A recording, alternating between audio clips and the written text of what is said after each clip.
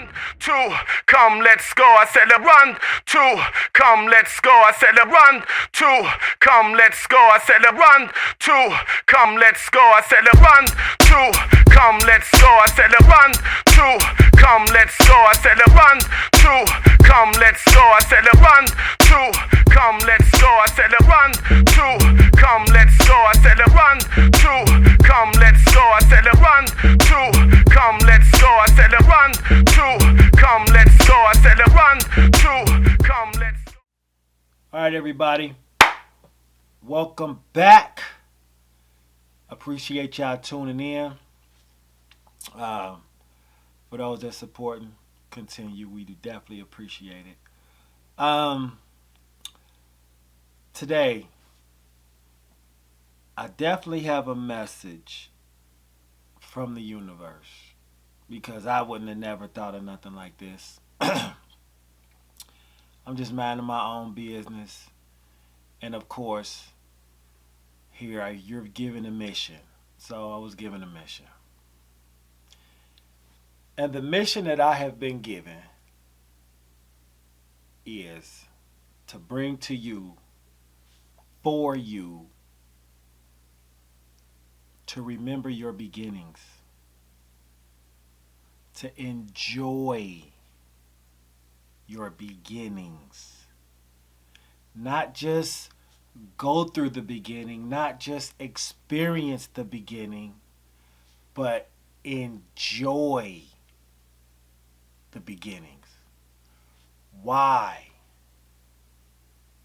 Before we get into the why, let's actually look up the definition of what a beginning is. In the Merriam-Webster dictionary, the definition for beginning is a point at which something starts. Now, it's a point, which means it's a spot or a period in time where something is happening that is different that has happened before that period. That's a beginning. Now, it also says where something starts. Well, it's people born every day. But it's also different things that's happening every day. There are different beginnings happening all at the same time. Somebody's having a baby right now. That's a beginning. Somebody just contracted cancer at the same exact moment. That's a beginning. Somebody went flat broke. That's a beginning. Poverty. Somebody just hit the lotto. That's a beginning of a rich or wealthier life, depending on how much they hit for. But in those new beginnings, there's also new experiences. Why? Because there's a crossroad. If you were to take somebody, let's just say a star athlete, let's say just a high school, basketball player, plays fairly well. Let's say the number 2 guy, not the number 1. Let's say the number 2 guy. Get a scholarship to go to college, full ride. He's the number 2 guy. The number 2 guy on the team. Let's say the draft come around for professional to get on that level with the big contracts. He doesn't get drafted to the American big leagues. He has to go overseas. You don't have to, but he has a choice to go overseas. and make 3/4 of what he would make in the league here. Now, at that point in time, it's a new beginning. How? The new beginning is going to start with his decision at that moment in time. He has a choice. He can choose to go ahead and go overseas and make that money.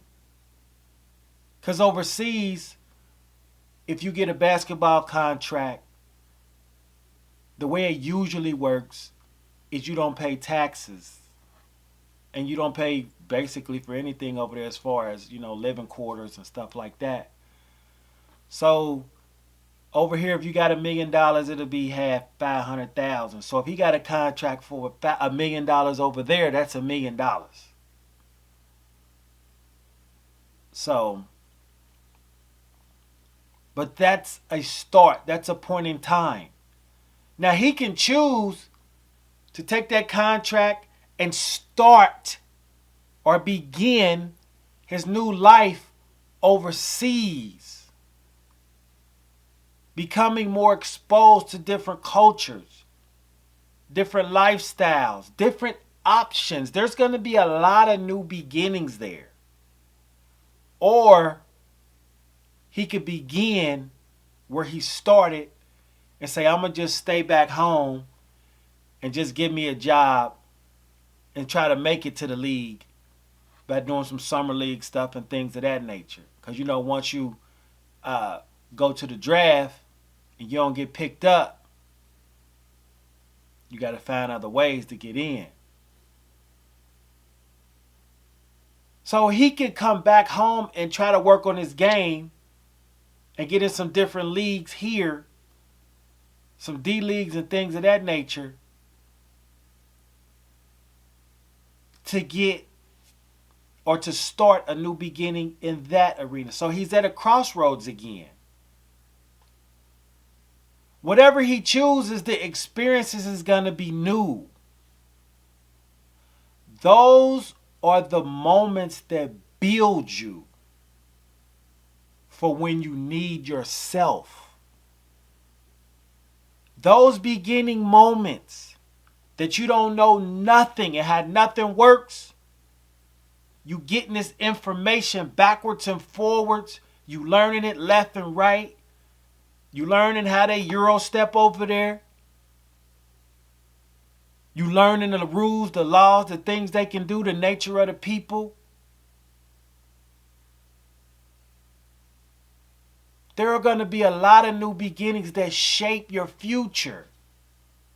You have to enjoy going through the process of beginning. It's just like when you start a new relationship. Some people are literally addicted to starting relationships. I understand why. Being a behavior specialist, I understand you want the maximum amount of dopamine you could get legally. Dopamine is the chemical that's in your brain, or the chemical that stimulates your brain to reinforce you to do the behavior again, to repeat that behavior. Your first kiss blasts dopamine in your brain. So this new person you meet, anticipating the first kiss, your heart is fluttering again. It's like you're 17 again. Your first kiss with him is, your first dinner, he pulled the chair out. He opened the car door. He paid for the meal. All these beginnings, they're new. They're full of dopamine. Because everybody in the beginning is careful. They're walking on eggshells usually. Walking on eggshells to satisfy the other person or impress the other person. If I was to say right now, boom, close your eyes, think of your first kiss, bang. You right there. Why? Because the beginning, that was the beginning. It was memorable. You could probably remember your first date, your first real date. Could have been a prom. As you get older, you remember your first club, if you went. Your first car. All these different starts. Those are precious moments.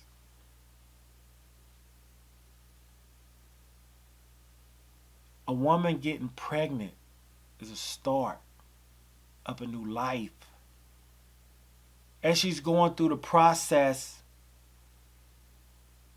of carrying that seed, every day is a new start. Every day is a new beginning because the baby is growing every single day.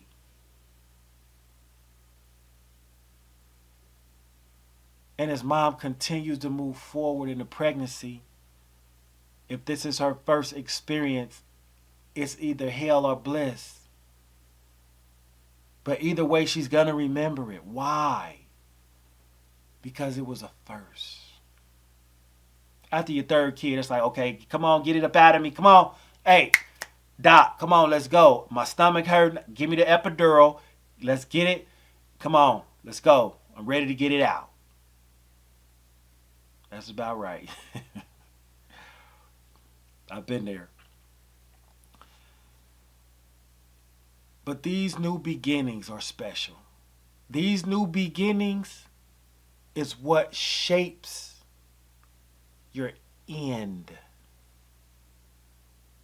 These new beginnings is going to shape your end. Why? Because everything has a season. Everything is born and everything dies. Relationships are started, then they die. Either they break up, or one of the people pass, or both of them pass. Trees, planted, born, grow, old, die. Any animal.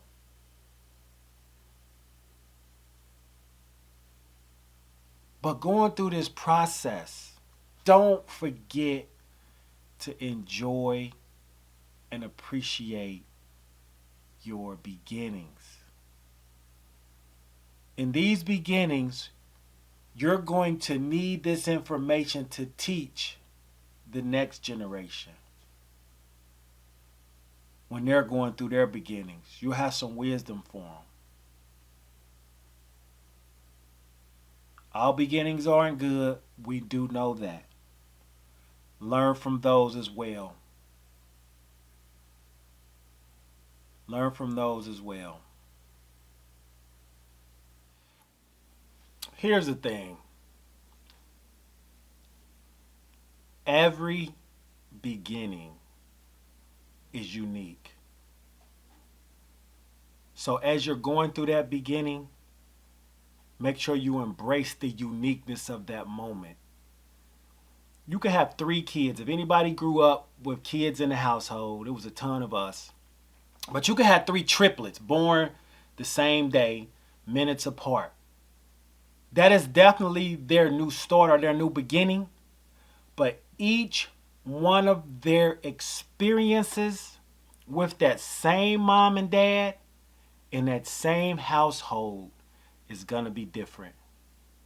Why? Because they have different perceptions.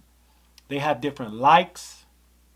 Although they have the same 2 types of DNA, the mom and dad, it's recessive genes like ancestors, grandparents, uncles, great-grandparents in the mix that done had kids and kids and kids and characteristics.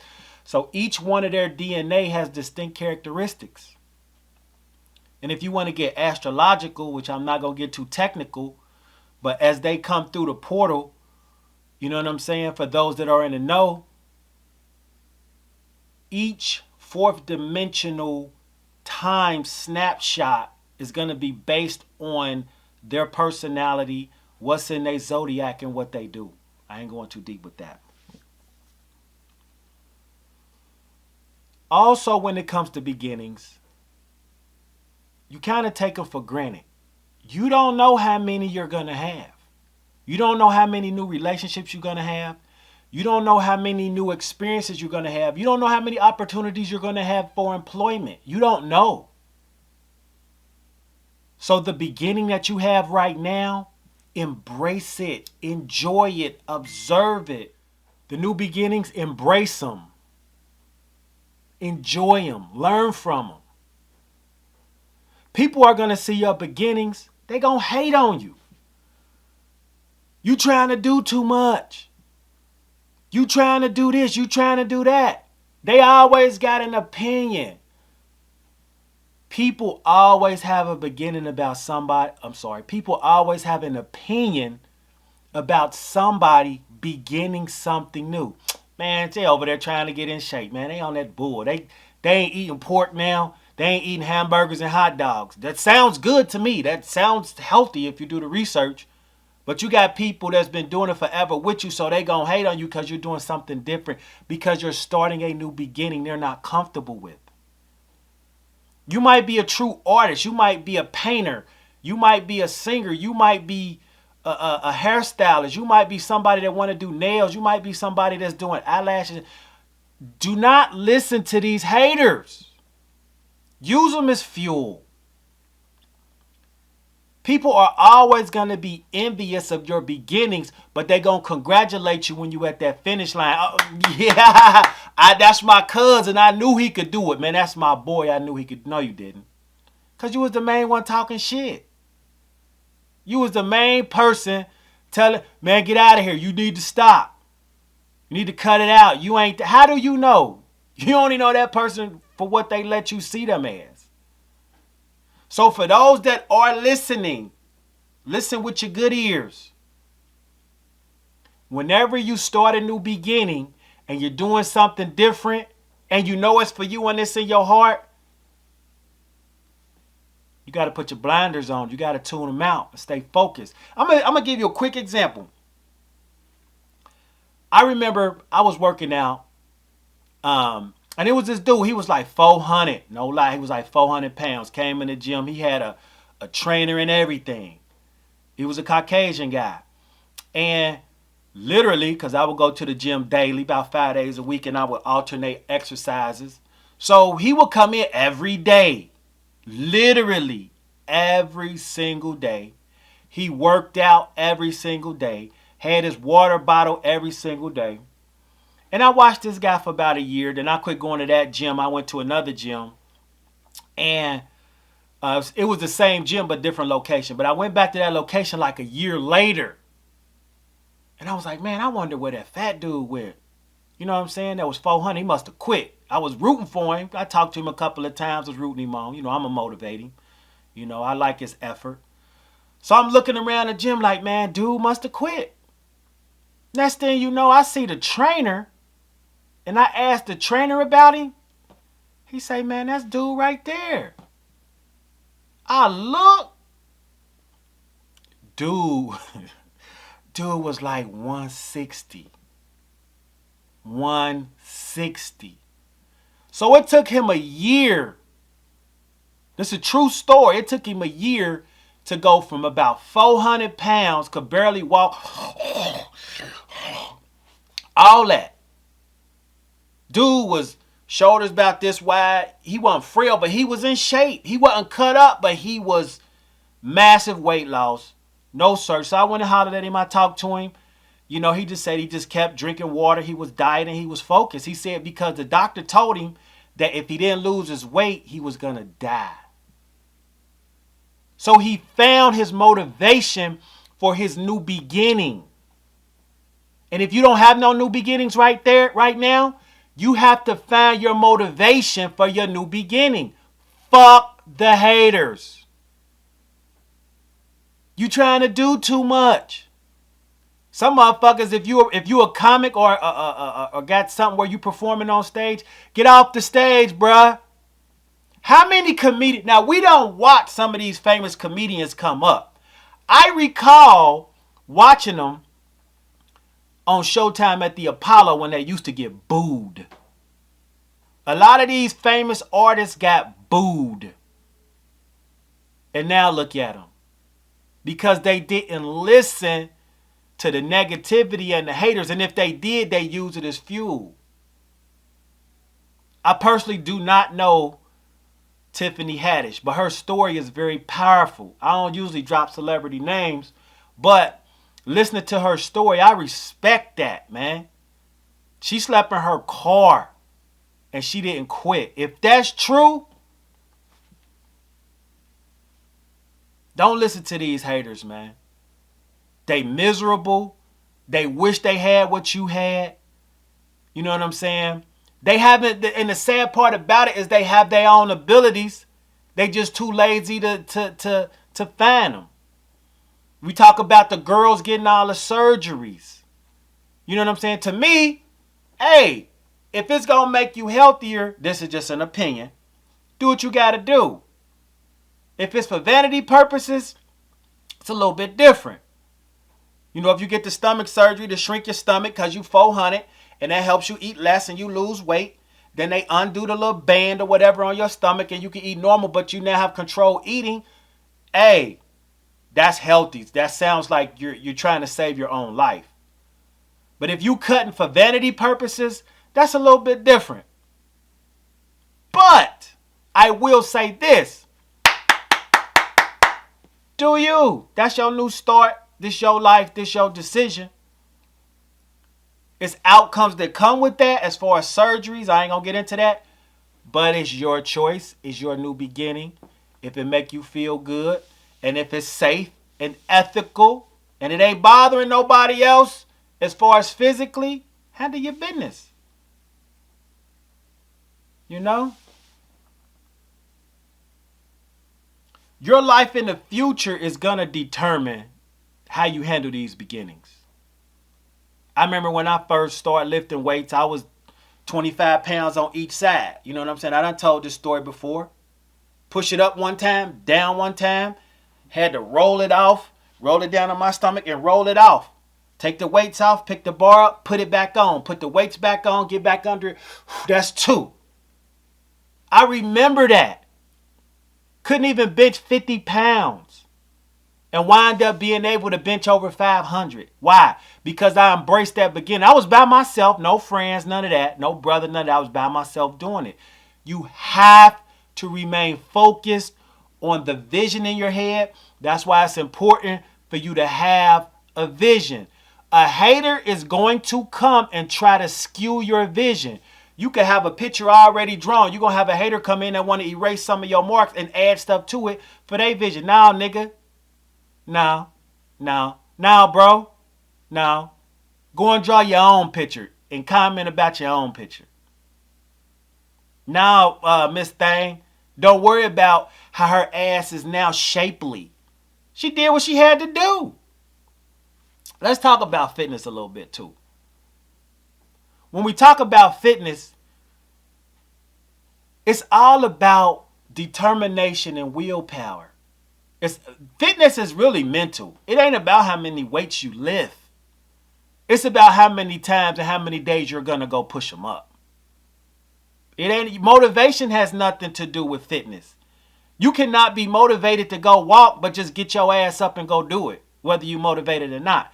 You're still going to get the results from walking 2 miles, whether you're motivated to do it or not.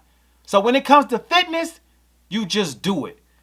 And to be honest with you, me and my colleagues, me and my bros that work out, the gym is our surgery table. I remember when I'm going to tell you a quick story, and this is a true story. I remember when I first moved downtown, I was in the kindergarten going to the 1st grade. Technically, I'm going to tell you a true story. I remember when I first moved in the hood, you know what I'm saying? I was like in the 1st grade. And, you know, I come from a household, you know what I'm saying? And I went to a school where there were Caucasians and they talked proper. But it was a mixed school, but, you know, they were speaking English correctly, as I should say, whatever. But anyway, when we first moved, I remember when we first moved down the way, and I went outside. I was taking the garbage out. I almost got lost, literally. Took the garbage out, came back in. It was a couple of guys that seen me do it. They saw I was new, and they asked my name. I told them my name, and later on that day, they rang the doorbell. It was two dudes. It was two. One name was Eric, and the other name was Patrick.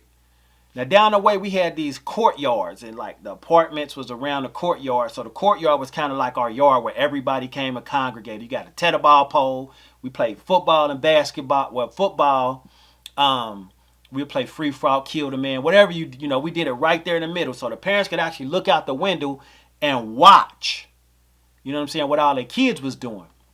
Now that was called the front court or the court. We also had what they call back grasses, which was behind the building, which was just flat land, you know what I'm saying, where we could play tackle football and stuff like that. Well, Eric and Patrick asked could I come outside. So when I came outside, they was asking me questions like, so where you from, and why you talk like that? Why you talk white? Why you talk like that? So they would ask like, they asked was I coming outside. I went outside. And when I went outside, they was like, why do you talk like that? Like, why do you talk white? I'm like, what do you mean? I couldn't understand because that's how I was used to talking. And once I was actually outside with them, we was kicking it. We weren't playing with no balls. And they said, we want to go and play a game. I say, what's that? They say, just follow the leader. I'm like, that's cool. We went to go play the game. It's basically said, well, how do you play it? Well, you just follow what he do. So Eric, he started doing stuff like jumping the fence. He was jumping the fence backwards and forwards. So Patrick did it, then I did it. Then Eric flipped over the fence. Patrick flipped over the fence. And when I went to flip over the fence, they pushed me. Boom, and I fell. Bang. I got up. Now keep in mind, I wore glasses. You know what I'm saying? I wore glasses when I was young, so they called me four-eyed and all this and that. But at the same time, I still had confidence within myself back then, even wearing, glasses. It was at a point in time I had glasses with tape on them. We'll get into that in another story. But, and I guess they thought I was a scrub. So they started trying to jump me. I'm like, what? And as each one of them came over thinking they just about to mop me, I'm used to fighting my big brothers and cousins on a daily basis. So fighting to me, you know what I'm saying, was normal. So as soon as he came and I saw he was getting serious, because I thought it was part of the game at first, he swung. I'm laughing. He. I swing back. I crack him in the shoulder. We playing. Then he hit me in my face. I'm like, oh, this part of the game? Bang, bang. So we start switching punches. Next thing you know, they try to jump me for real, and I just start swinging. Boom. I'm swinging. I'm cracking them. They cracking me. You know what I'm saying? I'm thinking it's part of the game. When they tired and we done, we go in the house. They asked the next day, rung my doorbell. You coming outside again today? Yeah. Went outside with them. Same situation, same game, same outcome. Third day, same situation, same outcome, with the exception that instead of them trying to jump me, they wanted me to help them go find a new victim to jump. Why am I telling you this? First of all, I had to adapt to my environment. That was number one. And I was a kid at the time. But I had to adapt to my environment. This was a new environment for me. I was like 2 days, 3 days fresh in this neighborhood. I'm used to living in the house. Now I'm living in the projects. I'm little. I'm in the second grade. You know what I'm saying? So I had to adapt quickly and swiftly. This was a new beginning. They actually prepared me with that start on what my environment was going to be like for the next 20 years. Because basically, that's what it was. Every day in the hood, you saw drugs, you saw violence, you saw takers, you saw hitters, you saw victims, you saw victimees. You basically had to survive. And if you were soft, it was going to be rough on you. So what I'm saying to you is in your start. Your start might not start how you think it's going to start. Your start might not be ideal, which means your start might not be the vision that you had. I didn't think that was going to be a terrible neighborhood that I was going to have to coexist in for the next 2 decades and some change. I didn't know that. But what I did was I adapted to the new start, and I was able to gain the knowledge from the community and what I needed to do to survive it. You know, you have ups and downs, wins and losses. Everybody can't be a beast all the time. Like, at the end of the day, you could have the most thoroughest guy in the world. His mama still slap him in the face and he'll say, "Oh, Mom, sorry." Right. Somebody got your number. Your mama, your grandma, your preacher, somebody got your number. So, that being said, I just want to let you know, I'm a cuss. Fuck the haters. Sorry, I had to do it because I had to put some emphasis on it. Use their energy as fuel. Be yourself and be what's true to your heart. As long as you being what's true to your heart and what you've been given in this moment of time, you should be okay. Well, what if I got called to be a stripper? I ain't got nothing to do with that. I ain't got nothing to do with what your vibration is and what you hearing.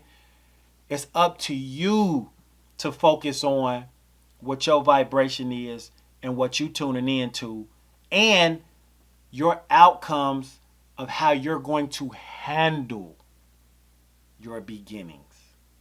Okay? We all know it's extensive circumstances where other people change people's beginnings. We get that. But you have to do your best in the capacity that you have to try and control your beginnings. Because the same way you begin oftentimes determines the same way you're going to finish. That being said, till next time, I appreciate y'all listening. Till next time, these. Holla. Run, two, come, let's go. I said run.